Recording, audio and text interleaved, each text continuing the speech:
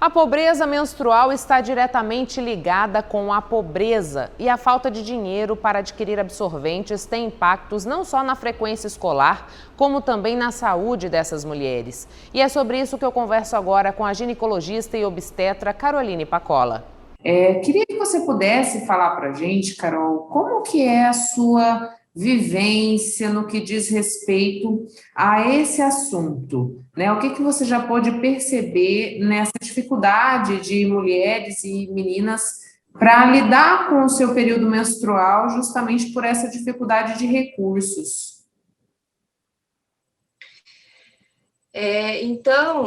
A gente precisa lembrar que o termo pobreza menstrual, ele não se refere só à falta de recursos financeiros, recursos de higiene para lidar com a sua própria menstruação, mas também em relação à falta de informação sobre o seu corpo, sobre o seu ciclo menstrual, sobre as formas de lidar com a menstruação, sobre as formas de suspender a menstruação quando ela não é conveniente ou quando ela traz problemas. Então, isso tudo também está relacionado com o termo pobreza menstrual. Então, como eu sou ginecologista, eu lido com isso no meu dia a dia, né? Eu trabalho em serviços públicos, trabalho em serviços privados, e a gente percebe que essa falta de informação sobre o seu ciclo menstrual não é algo específico das mulheres sem renda, né? Isso é geral, especialmente nas adolescentes, mas também mulheres adultas que não conhecem o seu corpo, o seu ciclo e de que forma que podem lidar melhor com a menstruação, né? Mas especialmente no serviço público, a gente encontra um pouco mais de dificuldade em relação aos cuidados realmente de lidar com o período menstrual e muitas vezes quando essas mulheres passam por algum distúrbio no seu ciclo menstrual, com excesso de menstruação, isso causa ainda mais transtorno, às vezes afastando a menina, a mulher do seu trabalho, da sua escola, podendo realmente interferir na qualidade de vida dessa mulher, né? É necessário, sim, que as mulheres conheçam o seu ciclo menstrual, conheçam todos os recursos que a gente tem para que ela lide com a sua menstruação, né? Hoje a gente não tem só absorventes. Eu ouvi, né, muita discussão em relação à pobreza menstrual com um projeto de lei que buscava garantir absorvente para as mulheres que não têm condições de comprar, né? Só que hoje a gente não tem só absorvente para lidar com a menstruação, né? A gente tem coletores menstruais, a gente tem mulheres que não desejam menstruar ou que a menstruação pode ser um problema na vida dela, então a gente tem recursos para bloquear a menstruação dessas mulheres. Então, mais do que oferecer absorvente, o gestor público ele precisa oferecer todos esses recursos para as mulheres que não têm condições de pagar. Oferecer coletores menstruais para aquelas que preferem esse método, que é muito mais prático, barato e muito mais fácil de utilizar por muitas mulheres, né? Não dão alergia, então tem mulheres que têm problemas com absorvente, então a gente não tem só esse método. E tem mulheres que não querem menstruar, que não gostam de menstruar, ou que menstruam em grande volume, que a menstruação atrapalha muito a qualidade de vida da mulher.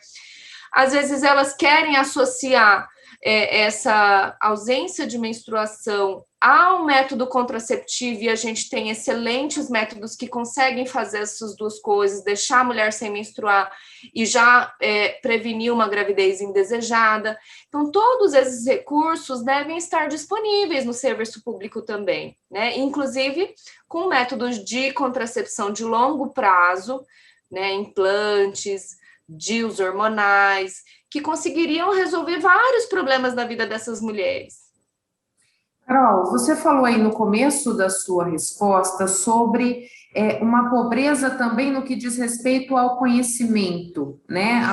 Acesso a conhecer o seu corpo, a entender o seu ciclo. Isso, de certa forma, acaba sendo um contrassenso no momento que a gente vive uma sociedade que tem e é bombardeado o tempo todo por informações e tem a internet nas suas mãos, né? Essa falta de informação seria também por conta do tabu que ainda existe em torno desse ciclo menstrual? Sim, provavelmente por conta do tabu. Às vezes as mulheres não buscam, ou têm medo, ou têm vergonha, ou acham que não devem procurar sobre esse assunto, mas esse é o mínimo que a mulher precisa saber sobre a sua condição de saúde, né? Então, as adolescentes, em especial, que estão aí no mundo da internet, né? Hoje a gente tem tantos métodos, aplicativos de celular, tanta informação na internet, no Instagram, que ela consegue avaliar certinho como é o ciclo menstrual dela, se a menstruação está regular, se ela está irregular, se ela precisa procurar um atendimento médico para avaliar se tem algo de errado acontecendo. Infelizmente, muitas mulheres ainda têm vergonha ou repreendidas por religião ou por qualquer outro motivo para buscar conhecer mais sobre o seu corpo. Por mais que a gente diga que essa questão da pobreza menstrual ela não envolve só a falta de recursos, mas a falta de recursos também pode ser um impeditivo para lidar da maneira correta com esse momento que ela tem lá o seu fluxo menstrual, usando até, às vezes, materiais que não são apropriados para conter esse sangramento, né, nesse período menstrual. Quais são os prejuízos, Carol, que as mulheres têm quando elas fazem uso de materiais que são impróprios para esse momento?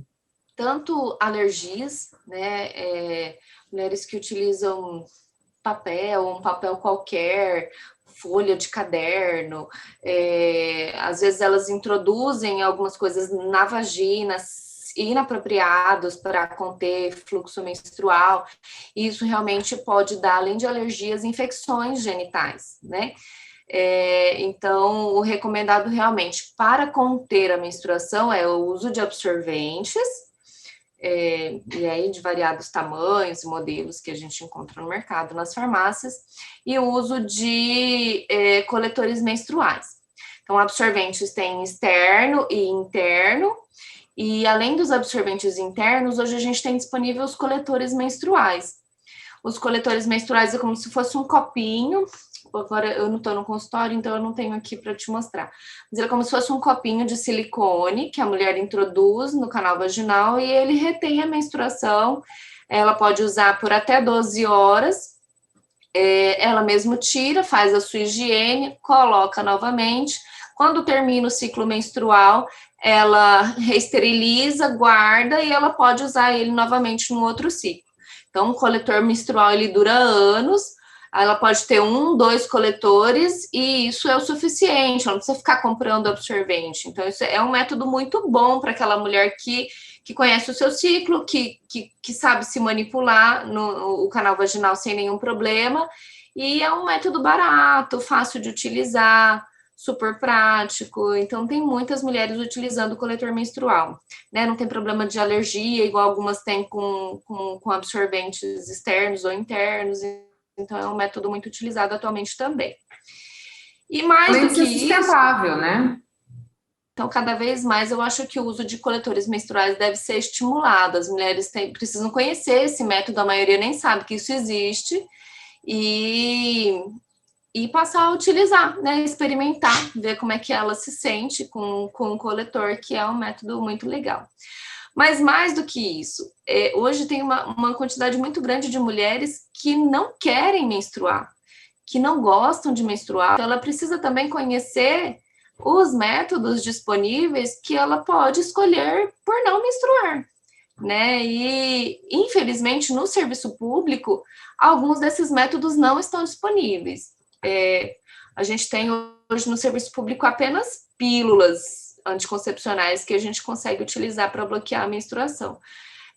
Mas eu espero que com um tempo e com um pouco mais de informação e gestão pública voltada para esse assunto, os outros métodos mais efetivos e adequados para bloquear a menstruação também estejam disponíveis para aquelas mulheres que não desejam menstruar. Carol, na sua vivência, o que você entende que impede o serviço público de oferecer essas opções para as mulheres? Né? Isso ainda é fruto da sociedade que a gente vive? Como que você avalia isso? Eu avalio como falta de informação, de interesse, de alguém olhar para esse lado, né? Porque não são métodos caros. Isso, em termos de recurso público, é muito, muito pequeno em termos de investimento. Isso gera um benefício na vida das mulheres gigantesco. Se a gente olhar, especialmente pelo lado de anticoncepção, de prevenção de gravidez na adolescência, de prevenção de gravidez indesejadas, em grupos de mulheres em vulnerabilidade social, isso geraria uma economia para o serviço público, que às vezes precisa o quanto que gasta, né, com essas gestações indesejadas e as complicações que podem advir disso, um benefício muito grande em termos de economia e de qualidade de vida para as mulheres. Então, na minha opinião, o que impacta eu acho que é a falta de conhecimento dos gestores e da necessidade deles olharem, né, com algum projeto, algum olhar para esse lado, né? Em São Paulo a gente tem disponível, em Campo Grande a gente tem disponível, no Paraná, Curitiba a gente tem disponível, mas infelizmente no Mato Grosso ainda não. Então, espero que algum gestor esteja nos vendo e que olhem para esse lado e perceba que, como estratégia de gestão pública, isso é um benefício muito grande na vida das mulheres. Não só para aquelas que tenham melhores condições de lidar com a sua menstruação, então disponibilizar absorventes e coletores menstruais nos postos de saúde, mas também esses outros recursos para aquelas que não desejam menstruar ou que querem associar um método contraceptivo, às vezes de longo prazo, para evitar também uma gravidez indesejada. Carol, a gente está falando da pobreza menstrual que veio à tona, digamos assim, depois da discussão desse projeto de lei pela Assembleia Legislativa, que foi aprovado para distribuição de absorventes, tanto em postos de saúde como em escolas públicas, para auxiliar meninas que, porventura, não têm recursos e acesso a esses itens no seu período menstrual. Mas a gente está no ano de 2021, essa falta de acesso, ela existe há muito tempo, né? E você citou para a gente aqui a necessidade de que essa discussão seja mais ampla, né? Como que você visualiza a discussão neste momento dessa questão dos absorventes, sem ter uma discussão um pouco mais ampla dentro da Assembleia Legislativa, por exemplo? Na minha opinião, eu acho que falta um pouco de conhecimento dos deputados sobre esse assunto. E como nem todos são da área, eles deveriam estar em contato frequente com as sociedades de especialidades, especialmente a Sociedade de Ginecologia e Obstetrícia do Mato Grosso, para que eles tivessem esse olhar. Já que a gente está falando de cuidados com a saúde da mulher, nada mais correto que a gente converse com os especialistas em cuidado e saúde da mulher, que são a Sociedade de Ginecologia e Obstetrícia. Provavelmente eles já teriam falado sobre a importância dessas outras formas de cuidar da vida menstrual das mulheres. E também com a abordagem de anticoncepção.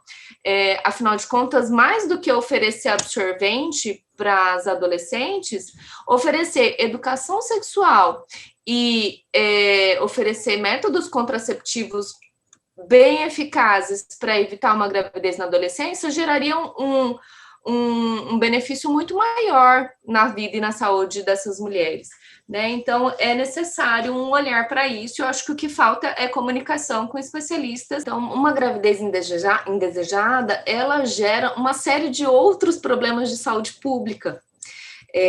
Não só quando ela decide pela interrupção da gestação, mas quando ela não consegue cuidar de um bom pré-natal, né, evolui com complicações gestacionais, ou quando ela consegue gerar esse bebê e depois não tem como cuidar dessa criança, tipo, são outros problemas sociais gerados que poderiam ser evitados muito facilmente com o oferecimento de métodos contraceptivos de longo prazo. Eu acho que é um avanço muito grande na qualidade de saúde da cidade, do estado, quando a gente consegue oferecer para as mulheres, para todas as mulheres, aqueles métodos contraceptivos que elas precisam em determinadas fases da sua vida. Você falou, Carol, para a gente das mulheres que não desejam menstruar e falou aí dos métodos contraceptivos a longo prazo que trariam esse benefício. Existe alguma complicação para as mulheres que escolhem não menstruar? Nenhuma, né? Isso é um tabu, né? A gente vive hoje no mundo moderno algo muito diferente do que a fisiologia do corpo humano foi criado para ser, né? Se a gente olhar para as nossas avós, bisavós, eram mulheres que tinham muitos filhos, né? Então, o organismo, né, dos mamíferos, né, do ser humano também como mamífero, ele foi feito para engravidar. Então, o ciclo menstrual, ele funciona para preparar o organismo feminino para uma gravidez. Aí, quando a gravidez não acontece, o organismo desfaz essa preparação e descama em forma de menstruação, né? Então, quando a mulher não deseja engravidar, ela também não precisa ter toda essa preparação para uma gravidez. Então, ela não precisa menstruar todos os meses, né?